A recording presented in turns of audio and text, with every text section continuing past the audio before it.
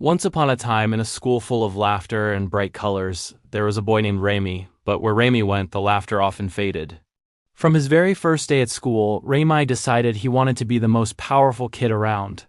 He had sharp, pointy hair that stuck up like little horns, eyes that always seemed to be angry, and a frown that never left his face.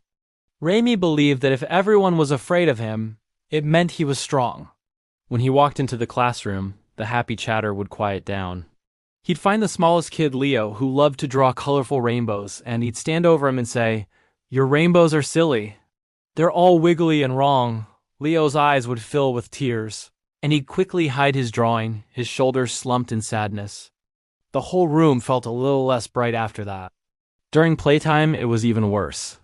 If Remy saw a group of children building a tall tower of blocks, he'd march right over with a mischievous grin and kick it down just for fun. Crash! The blocks would scatter everywhere, and the children who spent so long building it would just stare, too scared to say anything.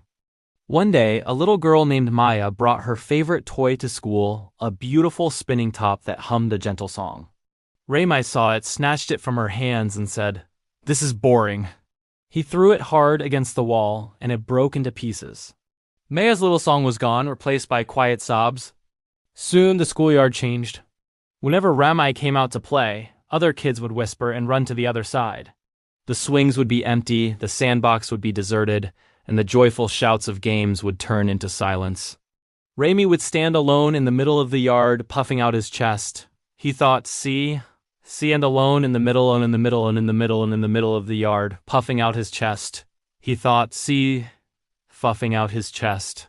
He thought, see, I'm so powerful, no one even dares to play near me. He felt big and important, but he didn't notice the loneliness that was slowly growing around him, like a big invisible bubble.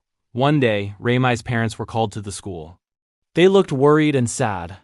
The principal talked about Remy's behavior, and Remy just crossed his arms, pretending he didn't care. But then he met his new teacher, Mr. Noor. Mr. Noor didn't look angry. He had a kind smile and calm eyes. He sat down with Remy not to scold him, but to talk. Mr. Noor said gently, "Remy, I see you trying so hard to be strong. But let me tell you a secret. Making someone cry doesn't take strength. Breaking a toy is easy. Pushing someone is easy. That's not power, Remy, that's just causing pain. Do you know what real strength is?" Remy just shrugged, looking at the floor. Mr. Noor continued, "Real strength is helping someone up when they fall. It's using your hands to build things, not break them. It's using your voice to say something kind. That's the hardest thing to do, and that's what makes you truly strong."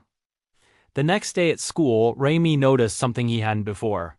At lunchtime, no one wanted to sit at his table. When he tried to join a game of catch, the other kids suddenly said the game was over.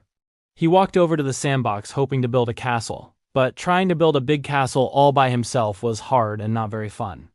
The sand kept falling, and there was no one to help him dig the moat or find the perfect seashell for the top. For the first time, Remy felt a deep pang of loneliness. The empty playground didn't feel like his kingdom anymore. It just felt empty. He looked over and saw Leo, drawing by himself in a corner. Remy remembered Mr. Noor's words. He felt a strange feeling proficienate his chest, a mix of guilt and something else, a desire to fix things. He walked slowly over to Leo. His heart was beating fast. It felt harder than kicking down any block tower. He took a deep breath and said in a small voice, I'm sorry I said your rainbows were silly. They're actually very colorful." Leo looked up, surprised. He didn't say anything, but he didn't hide his drawing either. That was the first step. The next day, Remy found the broken pieces of Maya's spinning top in the classroom's lost and found box. He took it home and, with his dad's help, spent the whole evening carefully gluing it back together. It wasn't perfect and it didn't spin as well as before, but it was fixed. He gave it back to Maya the next morning. "I'm sorry I broke it," he mumbled. Maya looked at the mended top, then at Remy, and gave him a tiny, shy smile. Slowly, day by day, Remy kept trying. He helped a younger kid who fell on the playground. He told another classmate that their block tower was the tallest he'd ever seen. He even used his allowance to buy a small box of new crayons and left them on Leo's desk as a surprise. It wasn't easy, Sometimes the other kids were still wary of him, but Raymai didn't give up. He was learning that saying sorry and being kind was much harder and much braver than being mean. One afternoon, a new bully tried to take a ball from a group of younger kids. The old Raymai would have ignored it, or maybe even joined in. But the new Raymai walked right up to the bully and said, "Hey, leave them alone. It's their turn to play." He didn't shout or push. He just stood there, calm and firm. The bully, surprised, grumbled and walked away. The younger kids cheered for Raymai. At that moment, standing there, protecting the smaller kids, Raymai felt a power he had never felt before. It wasn't the cold power of fear. It was the warm, glowing power of being a hero. Soon, Raymai wasn't alone at lunchtime anymore. Kids would invite him to play, and he learned how to laugh and share. He discovered that the sound of his friends' laughter was so much better than the sound of their tears. His frown was replaced by a small, gentle smile, and his angry eyes started to sparkle with kindness. Raymai finally understood that real strength isn't about how many people you can scare. It's about how many people you can help. It comes from being kind, being honest, and standing up for what's right. And that kind of strength makes you powerful in the best way possible. Don't forget to subscribe to the channel for more meaningful and inspiring stories for kids and families.